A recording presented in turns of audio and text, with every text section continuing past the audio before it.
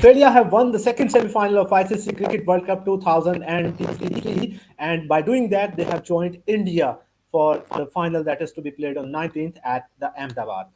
South Africa fought hard against Australia, but at the end of the day, it was Australia that took away the win. In today's post-match zone, I have got with me a very special guest all the way from South Africa, Fatima Ahmed. Uh, Fatma runs the popping crease. We can see the work on social media. Fatma, welcome to the show and commiserations from my side. Thank you for having me on the show. It was a very well fought innings by South Africa's bowlers. They were just so severely let down by the batting and the catching. So many dropped catches, all those missed opportunities, and it's heartbreaking. But there has to be a loser, unfortunately. And it's a fantastic semi-final once again between those two sides. Exactly. So we have an other a brilliant semi-final in the South Africa versus Australia cricket rivalry, and this time in India it was.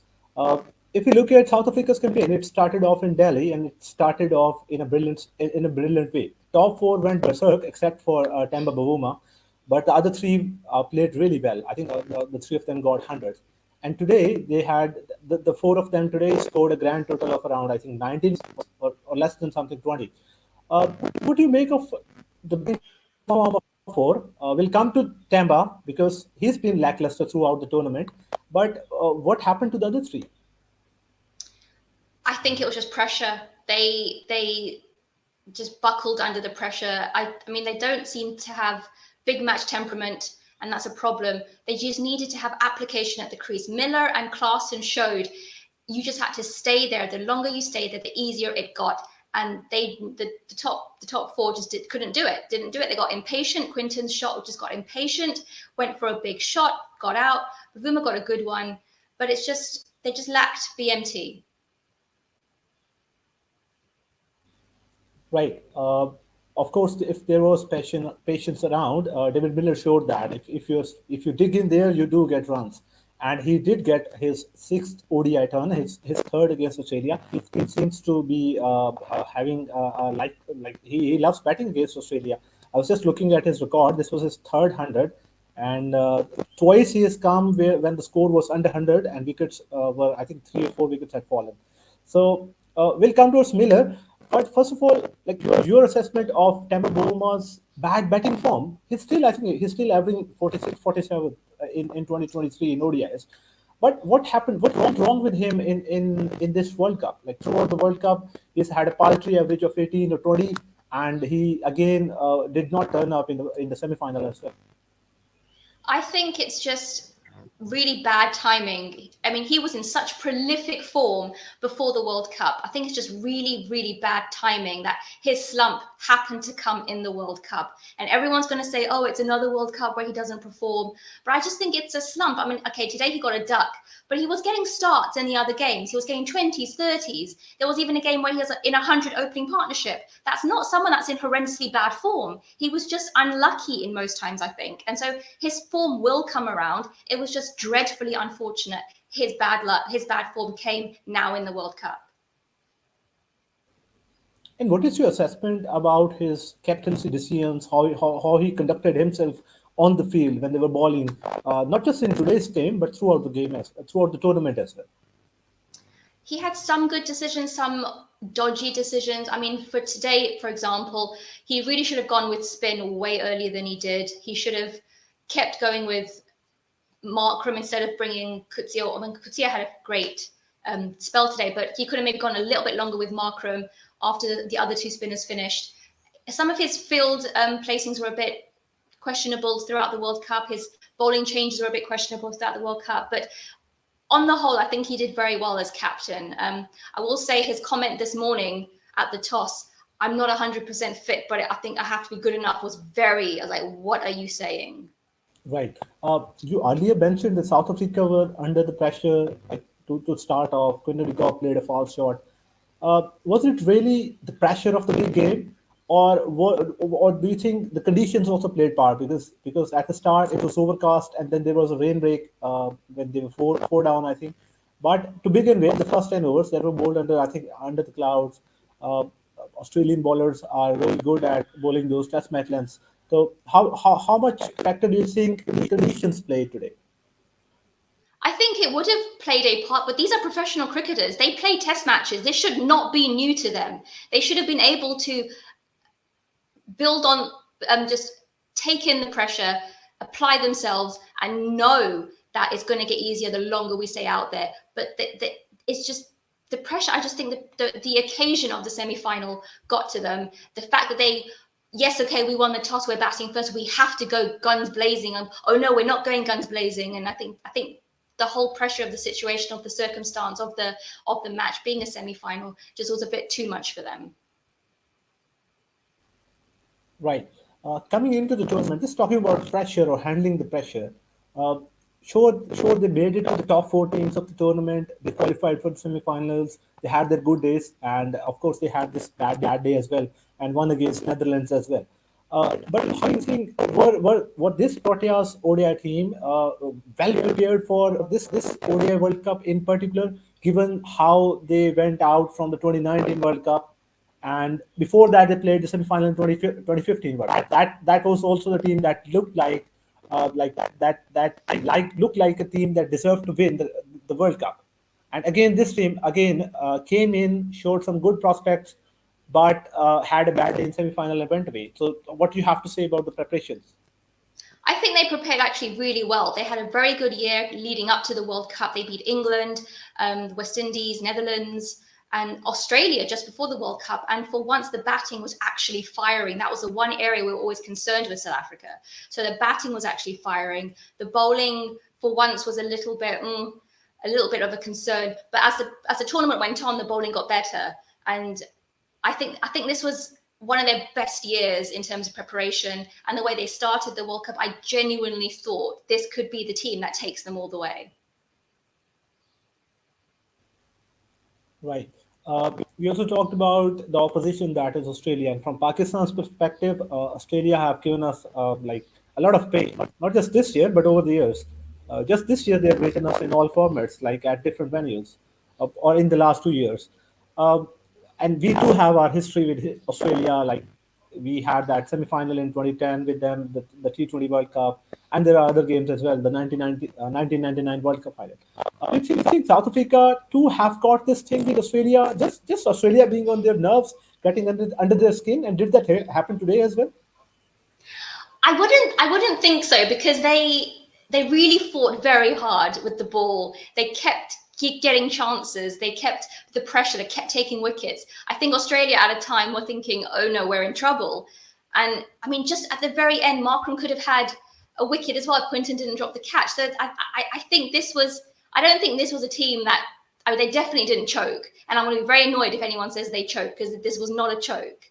They were in it until right at the end. So I think this was a very good side of theirs, and I would like to think that Australia aren't the scary side anymore. Right, that's very interesting verdict from a South African fan.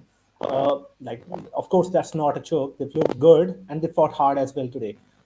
Quinton just played his last ODI, even though like it was a bad outing for him with the bat. But like South Africa have to bid farewell to him and go 2020-27 World Cup cycle with the new openers. Just a bit on like watching Quinton de Kock over the years, his contributions towards the South African ODI team. Of course, we continue to play for the T20I team, but how much of a loss that is going to be, and how South Africa can, how difficult will it be for South Africa to fill that shoes? I think it's going to be very difficult. He's been around for a long, long time, not just in opening batting, but with the wicket keeping as well. So that's a big hole now. He's now left. They can replace him as the batsman with Reza, but who's going to keep now? So it's a big hole he's left. It's going to be sorely missed. He's been such a prolific run scorer over the years. He's so attacking. He worked so well. His partnership with Hashim Amla was incredible. It was such a pleasure to watch those two bat together. And it's going to be very sad moment when I realized this was his last ODI. Yeah, just towards the last moments of the game, just when Australia scored the final runs. I just realized that this was Queen's last game. Even though the way he took catch earlier in the innings, I think it was Steve Smith's catch. I just felt like that he's just gained himself one more ODI game for his career, but then Australia were just so good. Um, Talking about South Africa's preparation and coming towards the bowling, this World Cup has been a tournament of coming of the age for two guys that I particularly observed, Gerald Quinton and Marco Jensen. Both of them young, both of them are under 24, both of them doing really well. They've got a lot of experience of domestic cricket on their backs, and they came into the like one of the biggest stages in world cricket, far away from Africa, in a different continent, aging conditions. Uh, like how good were those two guys? Incredibly good. The way Janssen started the tournament, picking up so many wickets in the power play, he was causing so many problems for the opposition. I think in his last two games he was unfortunately quite disappointing. I think the pressure of his last two games against India and again in the semi was a little bit maybe too much for him, but that will come with time. He's I think 21, 22 years old. It's his first World Cup. He will learn from this experience. Gerald Coetzee was just outstanding. That fire, the passion, you can see how much it means to him whenever he gets a wicket. Very Delstein-like. It's incredible to watch him bowl and take wickets. Very, very pleased for those two. Yeah, exactly. And like, what is it? What was it so special about those two guys? Just when you are under 25 coming World Cup, it becomes very tough to perform against settled oppositions, experienced players. But still, both of them showed real good signs there. Like these were performances. It felt like they were seasoned players coming into a World Cup because picking up 20 wickets or doing those performances. Marco Jensen dismissed Josh Butler in one today. He played a really good innings there as well, innings of a very mature player. How does it work for them? Like how can they make it happen in ways that is it their potential or is it the system that has enabled them this much with the game time and skill? I think with Gerald Coetzee, it's just natural talent. I mean, that pace, that's his weapon, that sheer pace. And I think he's had a season or two with domestic cricket, and I think that's where they learn their skills. They learn to just apply the skills so they become more consistent.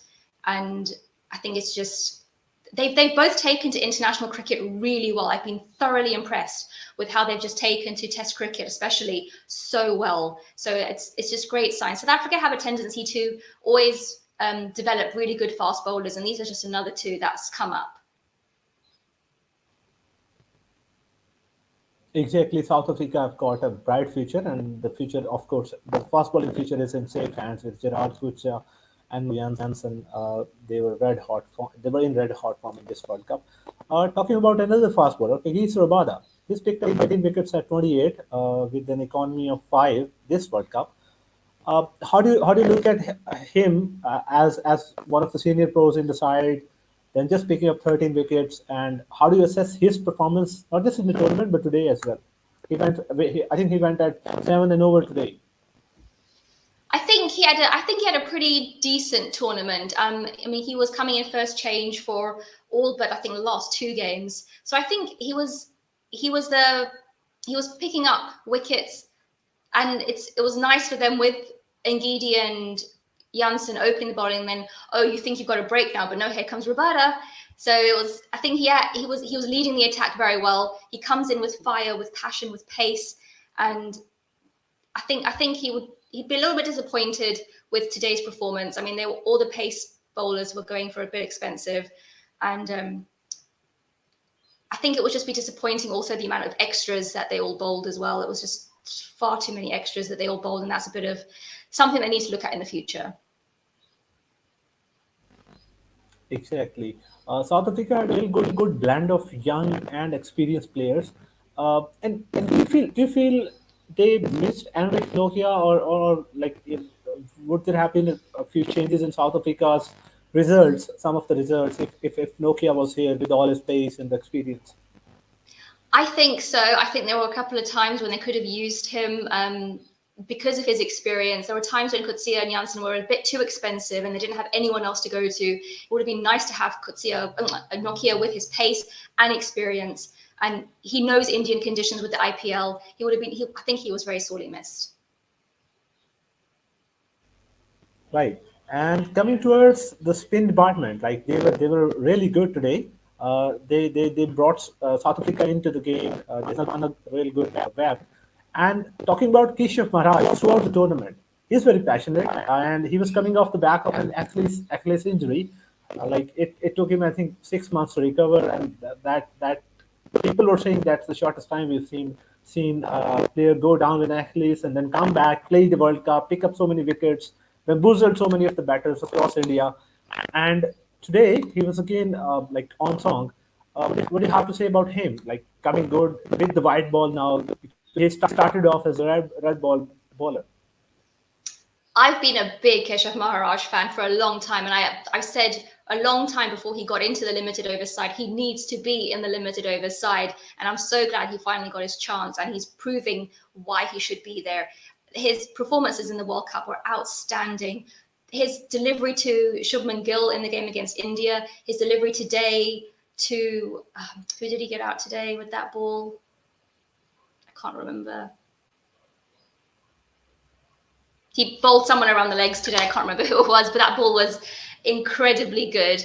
It's just the fact that he came back from such a long injury and he barely looked rusty. He came back and went straight back into the swing of things. So impressive. I'm so glad he's now the number one ODI bowler in the world.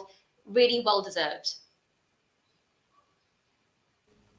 Yeah, there were so many positives for South Africa. They'll be taking a lot of them home with them as well. Right, so it's the end of the journey for South Africa. They played some really good games. They dished out. I won't say it was an upset, but Netherlands earned that. But then there were some really entertaining games with South Africa involved. Just one last question to wrap things up. Where do you see the South African team going from here, especially the ODI team with all the prospects, some of the people going out, some of the people coming in? How do you see them building up towards a home World Cup? That is in 2027.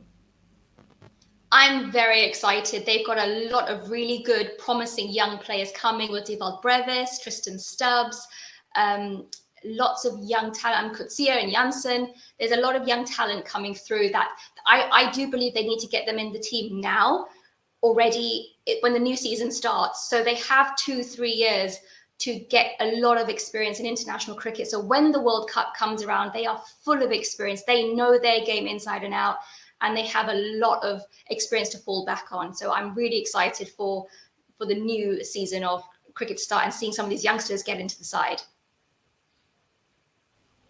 Exactly, it's going to be 4 exciting years for South Africa before they host the next mega event, where either of Australia or India will be defending their title. We'll find that out on 19th. But it's exciting times in cricket South Africa, even though they have lost this. But some of the youngsters that you talked about, Tristan Stubbs, the world brewers, they are world beaters. They are going to become world beaters.